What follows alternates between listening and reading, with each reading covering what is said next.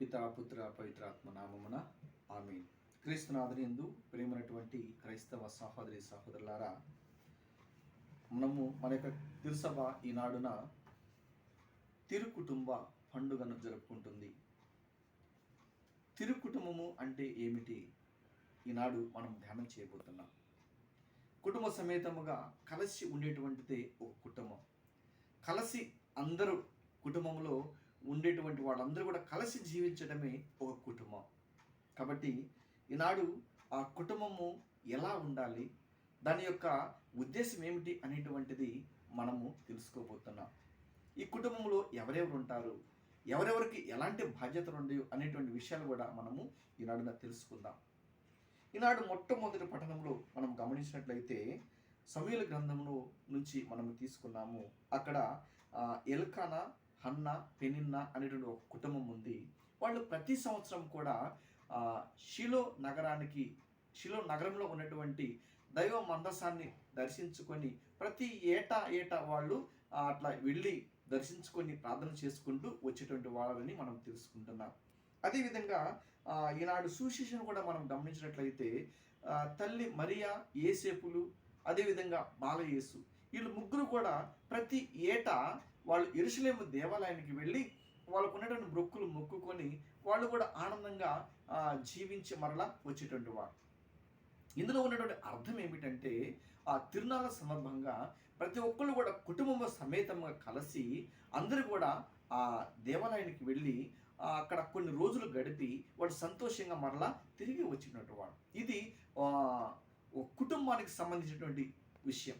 ఎక్కడెక్కడి నుంచో మన కుటుంబ సభ్యులు అక్కడెక్కడ ఉండుంటారు, వాళ్ళందరూ కూడా కలుసుకొని అట్లా వెళ్ళి దేవుని ప్రార్థించడం, మళ్ళీ తిరిగి రావటం, ఇది ఒక ఆనవాయితీ ఆ కాలంలో. మేము కూడా చిన్నప్పుడు మాకు గుణదల దగ్గరలో ఉండేది, గుణదలకి వెళ్ళేవాళ్ళం. 3 రోజులు అక్కడే ఉండేవాళ్ళము, అక్కడే తినేవాళ్ళము, అక్కడే పడుకునేవాళ్ళం. ఆ తర్వాత సాగరమాత తిరణాల అక్కడ కూడా వెళ్ళేవాళ్ళము. ఇది అవుటపల్లి తిరణాల, గౌరీపట్నం తిరణాల, ఇట్లా అనేక తిరణాలకు వెళ్ళి వస్తూ ఉండేవాళ్ళం. ఏంటంటే అది ఒక ప్రార్థనా వాతావరణం. అక్కడ కొంతసేపు గడపాలని, కొన్ని రోజులు ఉండాలనేటువంటి ఒక మంచి ఆలోచన. కాబట్టి ఈ లోకానికి, ఈ యొక్క అందరికీ కూడా మనము దూరంగా ఉండి ప్రభు యొక్క సన్నిధిలో ఉండేటువంటిది ఒక ఆలోచన. కాబట్టి ఇప్పుడు కనుమరిగిపోతున్నాయి అలాంటి తిరునాళ్ళు. కానీ పూర్వం వీళ్ళు బాగా ఇలాంటివి చేసుకునేవాళ్ళు. కాబట్టి దీని యొక్క ఉద్దేశము ఏమిటి, తిరుకుటుంబం యొక్క ఉద్దేశం ఏమిటి అని మనం గమనించినట్లయితే కుటుంబంలో ఉన్నటువంటి వాళ్ళు అన్నలు, అక్కలు, అన్నలు, వీళ్ళందరూ కూడా ఎలా జీవించాలి, ఎలా ఉండాలి, తండ్రి బాధ్యత ఏమిటి, తల్లి బాధ్యత ఏంటి, కుమారుల బాధ్యత ఏంటి అనేటువంటి విషయాలు ఈ తిరుకుటుంబంలో మనకు వస్తాయి. కాబట్టి ఈనాడు ఇవి మనము ధ్యానం చేద్దాం, ఇవి కొన్ని మనం తెలుసుకోవడానికి ప్రయత్నం చేద్దాం. మనం చూసినట్లయితే ఎఫెసీయులకు రాసినటువంటి లేఖలో మనము 6వ అధ్యాయము 1వ వచనం నుండి 4వ వచనం వరకు చూస్తే అక్కడ మొట్టమొదటి వచనంలో చెబుతున్నారు, బిడ్డలారా మీరు మీ తల్లిదండ్రులకు విధేయులై ఉండవలెను, ఇది మీ ధర్మము అని అక్కడ పౌలుగారు అంటున్నారు. బిడ్డలు ఏం చేయాలి? తల్లిదండ్రులకు విధేయులై జీవించాలి. ఈనాటి సువిశేషంలో మనం ఈ మాట వింటున్నాం. లూకా శుభవార్త 2వ అధ్యాయము 52వ వచనంలో ఏమనుంది? యేసు జ్ఞానమందు ప్రాయమందు వర్ధిల్లుచు దేవుని యొక్క అనుగ్రహమును ప్రజల ఆదరాభిమానములు ఆయన పొందుచుండెను అని రాయబడి ఉంది. కాబట్టి ఆయన తల్లిదండ్రులకు 51వ వచనంలో కూడా ఆయన యెరూషలేము దేవాలయం నుంచి వస్తూ వచ్చిన తర్వాత తల్లిదండ్రులకు ఆయన విధేయుడై జీవించెను అనేటువంటి మాటను మనం విన్నాము. ఆ తర్వాత ఆయన చేసినటువంటి కార్యాలన్నీ కూడా మరియమ్మ తన యొక్క మనసులో భద్రపరచుకొని ఉండెను అని చెప్పేసి అని అంటుంది. అక్కడ తల్లి గురించి మనం వింటున్నాము, కుమారుడు గురించి వింటున్నాము, తండ్రి పెంపకాన్ని గురించి వింటున్నాము. ఇవన్నీ కూడా మనకి జ్ఞాపకం వస్తాయి కుటుంబం అంటే. కాబట్టి ఈ రోజున బిడ్డలు ఎలా ఉండాలి, తల్లిదండ్రులుగా ఎలా ఉండాలి, బిడ్డలు ఎలా తల్లిదండ్రులను గౌరవించాలి, తల్లిదండ్రులు ఎలా బిడ్డలను పెంచాలి అనే విషయాలు కొన్ని క్లుప్తంగా మనం నేర్చుకుందాం, తెలుసుకుందాం. కాబట్టి ఈనాడు మొట్టమొదటి ఎఫెసీయులకు రాసిన లేఖ 6వ అధ్యాయం మొట్టమొదటి వచనంలో అక్కడ అంటున్నారు, బిడ్డలారా మీరు మీ తల్లిదండ్రులకు విధేయులై ఉండవలెను, ఇది మీ ధర్మం. యేసుక్రీస్తు వారు ఎలా తల్లిదండ్రులకు విధేయుడై జీవించాడో మనము కూడా అదే విధంగా బిడ్డలు తల్లిదండ్రులకు విధేయులై ఉండాలని ఇక్కడ వాక్యాలు చెప్తున్నాయి. సిరాపుతుల యేసు జ్ఞాన గ్రంథము 22వ అధ్యాయము 9వ వచనంలో అక్కడ మాట్లాడుతున్నాడు, వినయ విధేయతలతో పెరిగిన పిల్లలను చూచినప్పుడు వారి తల్లిదండ్రులు తక్కువ స్థాయికి చెందిన వారు కారని గ్రహిస్తారు అని ఇక్కడ వ్రాయబడింది. పిల్లలు తెలివిగా పెరుగుతూ ఉంటే, తల్లిదండ్రులకు వాళ్ళు విధేయత చూపిస్తూ ఉంటే, వాళ్ళు పేద పిల్లలైనా సరే వాళ్ళని చూసినప్పుడు ఏమవుతుందంటే, ఆహా వీరి యొక్క తల్లిదండ్రులు గొప్పవాళ్ళు కావాలి, వీళ్ళ తల్లిదండ్రులు మంచి ప్రవర్తన కలిగిన వాళ్ళు కావాలా, వీళ్ళ తల్లిదండ్రులు మంచిగా పెంచారు కావాలా అనేటువంటి ఆలోచన పిల్లలను చూసి వస్తుంది. పిల్లల పెంపకాన్ని బట్టి తల్లిదండ్రులు ఈ రోజున ఎలా ఉన్నారో మనం గ్రహించగలం. పిల్లల ప్రవర్తన బట్టి వాళ్ళ తల్లిదండ్రులు ఎలా జీవిస్తారో, ఎలా పెంచుతున్నారో ప్రజలు ఊరికనే గమనిస్తారు. కాబట్టి మనము పిల్లల్ని అనటం తప్పు కాదు, కానీ వాళ్ళ ప్రవర్తన బట్టి ఈ రోజున పెద్దలుగా మనల్ని అంటారు. కాబట్టి మన పెంపకంలో కూడా మనము చక్కగా పెంచగలగాలి పిల్లల్ని. కాబట్టి ఆ బిడ్డలు ఎలా పెరగాలంటే మంచి ప్రవర్తన కలిగి విధేయత కలిగి జీవించాలి. విధేయత కలిగి జీవించినప్పుడు అయ్యో వీళ్ళ తల్లిదండ్రులు గొప్పవాళ్ళు కావాలా, వీళ్ళ తల్లిదండ్రులు మంచివాళ్ళు కావాలా, ఈ యొక్క తల్లిదండ్రులు టీచర్లు కావాలా, వీళ్ళ తల్లిదండ్రులు గొప్ప స్థితిలో ఉన్నవాళ్ళు కాబోలు అని చెప్పేసి మనలో ఆ పిల్లలు చూడంగానే మనకి ఆలోచన వస్తుంది. కాబట్టి మన పిల్లలు ఎలా ఉన్నారో మనం కూడా గమనించుకోవాలి. పిల్లలుగా వాళ్ళు చిన్నప్పటి నుంచి వాళ్ళు విధేయత కలిగి జీవించాలని దేవుని యొక్క వాక్యం చెప్తుంది. కాబట్టి ఇంకా సిరాకు గ్రంథంలోనే 3వ అధ్యాయము 6వ వచనంలో అంటాడు, తండ్రిని ఆదరించేవాడు దీర్ఘాయుష్మంతుడగును, తల్లిని సంతోషపెట్టువాడు దేవుడికి విధేయుడైనట్లే. తండ్రిని ఆదరిస్తే దీర్ఘాయుష్మంతుడు అవుతాడు. కాబట్టి తల్లిని కూడా సంతోషపెడితే అతను దేవుడికి విధేయుడైనట్టు. ఎందుకంటే దేవుడి యొక్క ఆజ్ఞలు పాటిస్తున్నాడు అని అక్కడ మనం ఊరకనే గమనించవచ్చు. మనము 10 ఆజ్ఞల్లో కూడా చూస్తాం, తల్లిదండ్రులను గౌరవించవలను అని. కాబట్టి బిడ్డలు తల్లిదండ్రులకు విధేయులై జీవించాలి, వారికి విధేయత కలిగి వాళ్ళ యొక్క ప్రవర్తన కూడా ఉండాలని ఇక్కడ 6వ అధ్యాయం ఎఫెసీయులకు రాసిన మొట్టమొదటి వచనంలో చెప్తున్నారు. ఆ తర్వాత ఇంకొకటి 2, 3 వచనాల్లో ఏమని చెప్తాడంటే, నీ తల్లిదండ్రులను గౌరవింపుము అన్నది వాగ్దానములతో కూడినటువంటి ప్రథమ ఆజ్ఞ, అప్పుడు నీకు క్షేమము కలుగును, నీవు భూమి యందు చిరకాలము వర్ధిల్లువు అని పౌలు గారు చెప్తున్నారు. ఏమిటి? నీ తల్లిదండ్రులను గౌరవించాలి, అప్పుడు నీకు క్షేమము కలుగుతుంది. బిడ్డలు ఏం చేయాలి? తల్లిదండ్రులను గౌరవించాలి. వాళ్ళు చిన్నప్పుడైనా పెద్దవాళ్ళైనా సరే తల్లిదండ్రులను గౌరవించాలి. గౌరవించినప్పుడు నీకు క్షేమము కలుగుతుంది, నీకు ఆరోగ్యం కలుగుతుంది, నీకు ఆనందం కలుగుతుంది. అలాంటి జీవితం జీవించాలి. అలాంటి ప్రవర్తన మనకి చిన్నప్పటి నుంచి రావాలి. ఇక్కడ నిర్గమకాండము 20వ అధ్యాయము 12వ వచనంలో ఏమంటున్నాడంటే, నీ తల్లిదండ్రులను గౌరవింపుము, అట్టైనా మీ దేవుడైన యావే మీకు ప్రసాదించిన దేశంలో చిరకాలము జీవిస్తావు అని. నువ్వు తల్లిదండ్రులను గౌరవిస్తే చాలు నీకు ప్రశాంతత. నువ్వు తల్లిదండ్రులను గౌరవిస్తే చాలు, ఆదరిస్తే చాలు, నీ జీవితంలో నీవు చిరకాలము కూడా నీవు వర్ధిల్లుతూ ఉంటావు. ఆస్తి ఐశ్వర్యాలతో నీవు వర్ధిల్లుతావు. నువ్వు కష్టపడి సంపాదించిన అవసరం లేదు. ఎప్పుడైతే తల్లిదండ్రులకు విధేయత కలిగి వారి యొక్క మాట మీద నువ్వు కలిగి జీవిస్తావో, ఆయన అంటున్నాడు ఈ రోజున, తల్లిదండ్రులను నువ్వు గౌరవిస్తే నీ దేవుడైన యావే ప్రసాదించిన దేశంలో నీవు చిరకాలము సంతోషంగా ఆనందంగా జీవిస్తావు. రెండవదిగా ద్వితీయోపదేశ కాండంలో అంటున్నాడు ఇక్కడ, మీ తల్లిదండ్రులను గౌరవింపుము, అట్లు చేసిన నీ కొసగబడిన నేల మీద మీరు బహుకాలము క్షేమముగా జీవిస్తారు.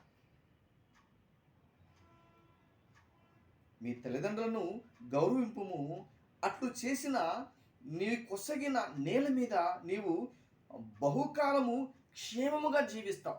చాలా కాలము నువ్వు క్షేమంగా జీవిస్తావు. నీకు ఎలాంటి జీవితంలో కష్టాలు అనేటువంటి, ఇబ్బందులు అనేవి, బాధలు అనేవి ఏవి కూడా లేకుండా నీవు క్షేమముగా జీవిస్తావు. ఏమిటి నువ్వు చేయవలసింది ఏమిటంటే నీ తల్లిదండ్రులను గౌరవించాలి. నీ తల్లిదండ్రుల పట్ల వినయ విధేయతలు కలిగి జీవించాలి. ఒక కొడుకుగా, ఒక కూతురుగా నీవు నీ యొక్క తల్లిదండ్రుల పట్ల వినయ విధేయతలు కలిగి గౌరవిస్తూ జీవిస్తే నీ జీవితంలో నీవు క్షేమముగా జీవిస్తావు, ఆనందంగా జీవిస్తావు, సంతోషంగా జీవిస్తావు. కాబట్టి ఇక్కడే మనకు తల్లిదండ్రుల దగ్గరే ఉంది దీవెన, తల్లిదండ్రుల దగ్గరే ఉంది మనకు ఆశీర్వాదం. కాబట్టి మనము తల్లిదండ్రులు పట్టుకొని మంచి జీవితాన్ని మనము జీవింప చేయాలి. సిరాకు గ్రంథంలో 7వ అధ్యాయం 23వ వచనంలో పూర్ణ హృదయముతో నీ తండ్రిని గౌరవింపుము, నీ తల్లి పురిటి నొప్పులను మరచిపోవలదు అని అంటాడు. ఇక్కడ సిరాకు గ్రంథంలో అంటున్నాడు ఆయన 7వ అధ్యాయం 27వ వచనంలో, పూర్ణ హృదయముతో నీ తండ్రిని గౌరవింపుము, నీ తల్లి పురిటి నొప్పులను మాత్రం మరచిపోవద్దు. గమనించు, నిన్నెంత కష్టపడి కన్నారు, నిన్నెంత కష్టపడి వాళ్ళు పెంచారు, నిన్నెంత కష్టపడి చదివించారు, నీకు మంచి ఉద్యోగం రావాలని ఎవరెవరిని ప్రాధేయపడ్డారో గమనించాలి. నీవు ఎన్నిసార్లుగా నాకు ఆ వస్తువు కావాలి, ఈ వస్తువు కావాలని ఎన్నిసార్లు నువ్వు ఇబ్బంది పెట్టావో, వాళ్ళు లేకపోయినా కానీ నీవు నీ యొక్క ఆనందం కోసము వాళ్ళు తనకు డబ్బులను వెచ్చించి నీకు ఆ వస్తువు కొనిపెట్టారు. కాబట్టి ప్రియమైనటువంటి దేవుని బిడ్డలారా, మీరు తల్లిదండ్రులు చేసినటువంటి మేలులు మరచిపోవద్దు. వాళ్ళు కష్టపడినా కూడా నువ్వు ఆనందంగా ఉండాలన్నటువంటిది వాళ్ళ యొక్క ఉద్దేశం. నువ్వు సంతోషంగా ఉంటే వాళ్ళు ఆనందిస్తారు. నువ్వు ఒక ఉద్యోగం సంపాదిస్తే వాళ్ళు నేను ఉద్యోగం సంపాదించినట్టు వాళ్ళు ఫీల్ అవుతారు. నువ్వు కడుపు నిండా అన్నం తింటే వాళ్ళు ఏమంటుకుంటే తెలుసా, వాళ్ళు కడుపు నిండా తిన్నట్లుగా వాళ్ళు ఊహించుకుంటారు. కాబట్టి నువ్వు చిన్న బిడ్డ, నువ్వేమి చేస్తున్నావు, యువకుడా నువ్వేం చేస్తున్నావు, ఏమి చేస్తున్నావు, ఈ రోజున పూర్ణ హృదయంతో నీ తండ్రిని గౌరవించము, నీ తల్లి పురిటి నొప్పులను నీవు మర్చిపోవద్దు. ఎంతమంది ఈ రోజున తల్లిదండ్రులను గౌరవిస్తున్నారు, ఎంతమంది ఈ రోజున తల్లిని గౌరవిస్తున్నారు. చూడండి, కొన్ని పేపర్లో చూసినట్లయితే, కొన్ని యూట్యూబ్లో చూసినట్లయితే తల్లిదండ్రులను సరిగ్గా చూడనటువంటి వాళ్ళు, తల్లిదండ్రులను హింసించేటువంటి వాళ్ళు, తల్లిదండ్రులను కొట్టేటువంటి వాళ్ళు, తిట్టేటువంటి వాళ్ళు, అన్నం పెట్టకుండా నెట్టేసేటువంటి వాళ్ళు ఎంతమందిని మనం చూస్తున్నాం, చాలామందిని మనం చూస్తున్నాం. కాబట్టి ప్రేమైనటువంటి దేవుని బిడ్డలారా, నీకు నీ జీవితంలో శుభము కలగాలంటే, నీ జీవితంలో దేవుని యొక్క కాపుదల కావాలంటే, నీ జీవితంలో ఆనందం కావాలంటే నీవు తల్లిదండ్రులను గౌరవించు, తల్లిదండ్రులను ప్రేమించు. అదే నీకు జీవితంలో ఒక మెట్టు, అదే నీ జీవితంలో కొంత ఆశీర్వాదం నీకు వస్తుంది. చూద్దాం ఇంకా చివరిగా మత్తయి సువార్త 15వ అధ్యాయం 4వ వచనంలో, ఏలైనా దేవుడు ఇట్లు ఆజ్ఞాపించాను, నీ తల్లిని తండ్రిని గౌరవింపుము, తల్లిదండ్రులను దూషించేవాడు మరణించుగాక. చూడండి ఎంత కఠినంగా యేసుక్రీస్తు వారు మాట్లాడుతున్నాడు. నీ తల్లిని తండ్రిని గౌరవించు, తల్లిదండ్రులను దూషిస్తే నీవు మరణించుగాక అంటున్నాడు. నిజంగానే అలాగనే ఆ యొక్క వాగ్దానం నెరవేరితే నీ పరిస్థితి, నా పరిస్థితి ఏమిటి? దూషించగానే మనకి ఏదైనా అపాయం జరిగితే ఏంటి పరిస్థితి? కాబట్టి ఆ పరిస్థితి రాకమునిపే నీవు తల్లిదండ్రులను గౌరవించు, తల్లిదండ్రుల పట్ల విధేయత కలిగి జీవించు, తల్లిదండ్రుల పట్ల మంచిగా నువ్వు ప్రవర్తన కలిగి జీవించు. నీ ఆనందం కోసమే వాళ్ళు చెప్పేది, నువ్వు సంతోషంగా ఉండాలనే వాళ్ళు చెప్పేది. నువ్వు సంతోషంగా ఉంటే వాళ్ళు ఇంకా 10 రెట్లు సంతోషంగా ఉంటారు. కాబట్టి ప్రేమైనటువంటి దేవుని బిడ్డ, చిన్నారి బిడ్డ, యువకుడా గమనించు, నువ్వు తల్లిదండ్రులు గౌరవించు, ఆ తల్లిని మర్చిపోకు, తండ్రిని మర్చిపోకు, వారి పట్ల వినయ విధేయత కలిగి జీవించమని దేవుని యొక్క వాక్యం చెప్తుంది. ఇంకా చివరిగా వచ్చేసరికి ఎఫెసీయులకు రాసిన లేఖ 6వ అధ్యాయం 4వ వచనంలో చూసినట్లయితే, ఇక్కడ తండ్రులు తల్లులు ఎలా బిడ్డల్ని పెంచాలో అనేటువంటి వాక్యాలు కూడా మనకి ఇక్కడ ఉన్నాయి. తండ్రులారా, మీ పిల్లలకు కోపము రేపక వారిని క్రమశిక్షలోను ప్రభు బోధలోను పెంచండి అని ఇక్కడ చెప్తున్నాడు. ఈ రోజున తల్లిదండ్రులకు కూడా ఒక చురక. తల్లిదండ్రులు కూడా బిడ్డలను ఎలా పెంచాలి? ఏమిటి ఇక్కడ ఏమి చెబుతున్నారు? తండ్రులారా, మీ పిల్లలకు కోపము రేపక వారిని క్రమశిక్షలోను ప్రభు బోధలోను పెంచాలి, క్రమశిక్షణతో పెంచాలి, క్రమశిక్షణతో పెంచాలి. వాళ్ళు క్రమశిక్షణలో దేవుని యొక్క బోధలో మనం పెంచాలి. మనము ఎటెటో తిరుగుతూ ఉండి నువ్వు ఆదివారం గుడికి వెళ్ళు అని అంటే వెళ్ళరు. నువ్వు గుడికి వెళ్ళు, అతన్ని తీసుకొని పో. దేవుని యొక్క క్రమశిక్షణ అతనికి వస్తుంది. నేను ఊరు వెళ్తున్నాను, మీరు గుడికి వెళ్ళండి అంటే వాళ్ళు వెళ్తారో వెళ్ళరు. కాబట్టి మనం వెళ్ళాలి, మన పిల్లలను గుడికి నడిపించాలి. అక్కడ మనం దేవుని యొక్క వాక్యాన్ని గమనిస్తే ద్వితీయోపదేశ కాండము 11వ అధ్యాయము 19వ వచనంలో అక్కడ అంటున్నాడు, ఈ ఆజ్ఞలను మీ పిల్లలకు బోధింపుడు, మీరు ఇంటనున్నను బయటనున్నను శ్రమ చేయుచున్నను విశ్రాంతి తీసుకొనుచున్నను వీరిని గూర్చి ముచ్చటించండి. ఆజ్ఞలు, దేవునికి ఆజ్ఞలు, 10 ఆజ్ఞలు. మీరు ఇంట్లో ఉన్నా బయట ఉన్నా పని చేస్తున్నా ఏది చేస్తున్నా కానీ దేవునికి ఆజ్ఞల గురించి చెబుతూ ఉండండి. చెబుతూ ఉంటే వాళ్ళకి మనసులో అవి నాటుకుంటాయి. మదర్ తెరీసా గారిని మనం చూసినట్లయితే తన తల్లి సాయంత్రం పూట తన ఒడిలో పడుకోబెట్టుకొని, తన పక్కలో పడుకోబెట్టుకొని బైబిల్లో ఉన్నటువంటి కథలు చెప్పేది. ఎస్తేరు ఎలా జీవించింది, రూతు ఎలా జీవించింది, సమూయేలు ఎలా జీవించాడు, ఆయన యొక్క జీవిత పరిస్థితి ఇది అని బైబిల్లో కథలు ఆమెకు నూరు పోస్తూ ఉండేదట. ప్రతిరోజు ఒక బైబిల్ కథ గురించి చెబుతూ ఉన్నప్పుడు ఆమె అది వింటూ ఆమె నిద్రించేదట. అలా ఆమెలో మంచి ప్రవర్తన కలిగి, విధేయత కలిగి, వినయం వచ్చి ఈనాడున గొప్పగా మదర్ తెరీసా అంటే తెలియనటువంటి వాళ్ళు ప్రపంచంలోనే ఎవరు కూడా లేరు. ఆ విధంగా ఆమె పరుల కోసం జీవించింది. తన కుటుంబాన్ని, తన దేశాన్ని వదిలిపెట్టుకొని వచ్చి భారతదేశంలో కుష్టి వ్యాధిగ్రస్తుల కోసం ఆమె పాటుపడి సేవ చేసింది. ఆమె సేవను మర్చిపోలేదు ఎవరు కూడా. కాబట్టి అలా మన బిడ్డలను పెంచాలి. మనం ఎట్లా పెంచుతున్నాం?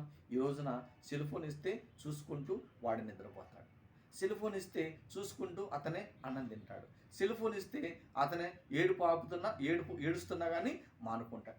ఈ విధంగా ఆట బొమ్మలని అయ్యని ఈయన్ని మనం పిల్లలకి ఏర్పాటు చేస్తూ ఉన్నాం. కాబట్టి వాటికంటే కూడా దేవునికి సంబంధించినటువంటి కథల పుస్తకాలు, దేవునికి సంబంధించినటువంటి కథలు మనం బిడ్డలకు చెబుతూ ఉంటే వారి జీవితంలో వాటిని వాళ్ళు వింటూ ఉంటారు. అలా మనం మన బిడ్డలను పెంచాలి అని దేవుని యొక్క వాక్యం చెప్తుంది.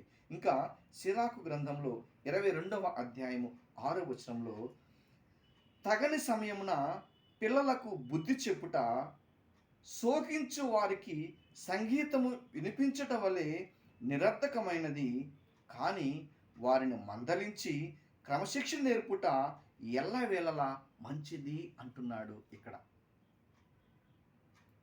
తగని సమయంలో పిల్లలకు మనము క్రమశిక్షణ అనేది నేర్పితే ఏడ్చేవాడి ముందు సంగీతం వినిపించినట్టుగా ఉంటుందట.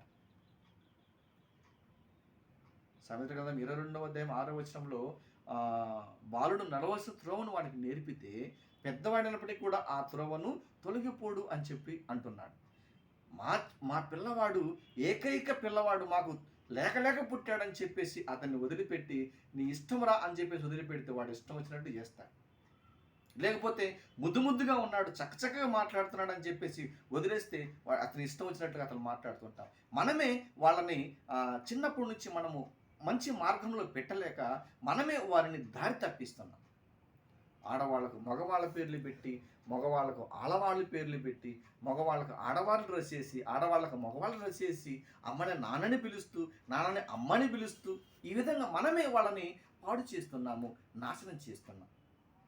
కాబట్టి ప్రేమైనటువంటి దేవుని బిడ్డలారా, ఒక వ్యక్తి చిన్నప్పుడు నేను విన్నానన్నమాట, అమ్మని నాన్నని పిలుస్తాడు, నాన్నని అమ్మని పిలుస్తాడు. ఇక వాళ్ళకి అలవాటు అయిపోయింది. ఇంట్లో ఎవరైనా బయట వచ్చినప్పుడు అమ్మ ఏం చేస్తుందంటే నాన్న చేసే పని చెబుతాడు, నాన్న ఏం చేస్తుందంటే అమ్మ చేసే పని చెబుతాడు. మనకి తెలిసిందే. ఒకరోజు వచ్చారు ఒక సార్ వచ్చేసి, నాయన నాన్నగారు ఎక్కడికి వెళ్ళారు అంటే, నాన్నగారు అన్నం వండుతున్నాడు అన్నాను. అన్నం వండటం ఏంటి, వంట చేయటం ఏంటి, మరి మీ అమ్మ లేదా అంటే, మా అమ్మ గడ్డం గీసుకుంటుంది అన్నాడు. అంటే ఇక్కడ అమ్మేమో వంట చేస్తుంది, నానేమో స్నానానికి రెడీ అవుతూ గడ్డం గీసుకుంటున్నాడట. కానీ ఇక్కడ పలకటంలో అతను రివర్స్. ప్రజలు ఏమనుకుంటారు, ఎలా అనుకుంటారు మనం గమనించాలి. ఆడవాళ్ళు చక్కగా జుట్టు పెంచుకోవాల్సిన పరిస్థితులు, కానీ ఈ రోజున మగవాళ్ళు పెంచుకునే పరిస్థితి. ఇదొక ఫ్యాషన్. కాబట్టి మనము తగిన సమయంలో ఇక్కడ మంచి మాట చెప్తున్నారు. తగని సమయమున పిల్లలకు బుద్ధి చెప్పుట శోకించు వానికి సంగీతం వినిపించినట్టు వలే ఉంటుంది. తగని సమయంలో మనం చెప్పకూడదు. పెద్దవాడైన తర్వాత వీడు నా మాట వినటం లేదు, ఈ నా మాట వినట్లేదు ఫాదర్, నా మాట వినట్లేదు అని చెప్పి మనం వాళ్ళకి వీళ్ళకి చెప్తూ ప్రయోజనం లేదు. తగిన సమయంలో ఆ మాట అనకూడదు. తగిన సమయంలో వానికి సమయం ఉంది. చిన్నప్పటి నుంచే అమ్మ అని పిల్లు, నాన్న అని పిల్లు, తాతయ్య అని పిల్లు. మనమే నేర్పుతాం తెలుసా? అన్ని రివర్స్. చాలా బూతులు చిన్నప్పటి నుంచే. మనము చిన్న గ్రామాలకు వెళితే ఆ చిన్నపిల్లలు అసహ్యంగా మాట్లాడుతూ ఉంటారు. అది నేర్పిస్తారు, ఇది నేర్పిస్తారు. గమనించాలి మనం ప్రియమైనటువంటి దేవుని బిడ్డలారా. కాబట్టి తగిన సమయంలో వద్దు కానీ తగిన సమయంలో మన పిల్లలకు మంచి మాటను నేర్పించాలి. కాబట్టి తల్లిదండ్రులుగా ఇది మన బాధ్యత. బిడ్డలు తల్లిదండ్రుల పట్ల విధేయులై ఉండాలి. తల్లిదండ్రులు కూడా బిడ్డలకు మంచి మార్గాన్ని నేర్పించినప్పుడు అది ఒక కుటుంబం అవుతుంది. కుటుంబంలో శాంతి ఉంటుంది, సమాధానం ఉంటుంది, సంతోషం ఉంటుంది. ఇలాంటి సంతోషాలు లేక, ఇలాంటి ఆనందం లేక అనేక కుటుంబాలు పతనం అవుతున్నాయి, అనేక కుటుంబాలు నాశనం అవుతున్నాయి, అనేక కుటుంబంలో శోధనలు, రోగాలు, వేదనలు, చాలా కుటుంబాలు బాధలు పడుతూ ఉన్నాయి. ఇంట్లో ఒకళ్ళు మాట్లాడుకోరు. కుటుంబంలో ఉన్నటువంటి వాళ్ళే ఒకళ్ళకొకళ్ళు పొంతన ఉండదు. ఈ విధంగా జీవిస్తూ ఉంటారు. కాబట్టి తిరుగుకుటుంబం యొక్క ఉద్దేశం అది కాదు. తిరుగుకుటుంబం యొక్క ఉద్దేశం ఏమిటంటే అందరూ కలిసి జీవించాలి, కలిసి ఏదన్నా పని సాధించుకోవాలి. అలా మనం జీవించినప్పుడు మనము దేవుని యొక్క కుటుంబంలాగా మనం ఉంటాం. కాబట్టి ఈ రోజున మరియ తల్లి, యేసేపు, బాలయేసు ఏ విధంగా అయితే జీవించారో, ఏ విధంగా అయితే వినయ విధేయతలు కలిగి జీవించారో అదే విధంగా జీవించాలని, అబ్రహాము, శారా ఏ విధంగా అయితే కుటుంబంగా జీవించారో, ఈసాకు, రిబ్కా ఎలాగైతే మంచి కుటుంబంగా జీవించారో అలాంటి కుటుంబాలను మనం ఆదర్శంగా తీసుకొని జీవించాలి. అలాంటి కృప, అలాంటి భాగ్యాన్ని ఈ రోజున మన కుటుంబానికి దయచేయమని ఆ భగవంతుని ప్రార్థన చేద్దాం. ఈనాడు కొన్ని పాటలు ఉన్నాయి, తెలియజేస్తాను క్లుప్తంగా.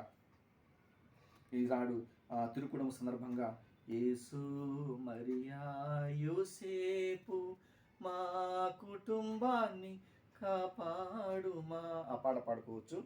నేనును నా కుటుంబమును ప్రభుని మాత్రమే సేవింతును ఆ పాట ఒకటి. ఆ తర్వాత లాముజీరాజు గారు ఒక పాట రచించారు.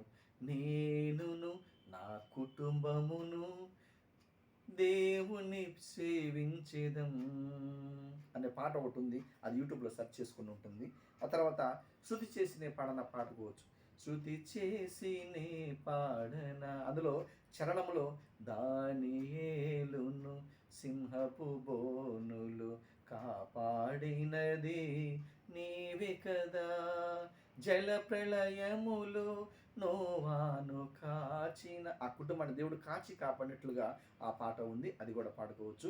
కాబట్టి ప్రియమైనటువంటి దేవుని బిడ్డలారా, ఈ యొక్క కార్యక్రమాలు మీ యొక్క ఈనాటి ప్రసంగం మీ గ్రామాల్లో ఉపయోగించుకొని ఈ యొక్క ఛానల్ను ఫాలో అవుతూ కొన్ని కొత్త విషయాలు తెలుసుకోండి. మీకు ఏదైనా ఉంటే కామెంట్ ద్వారా తెలియపరచండి.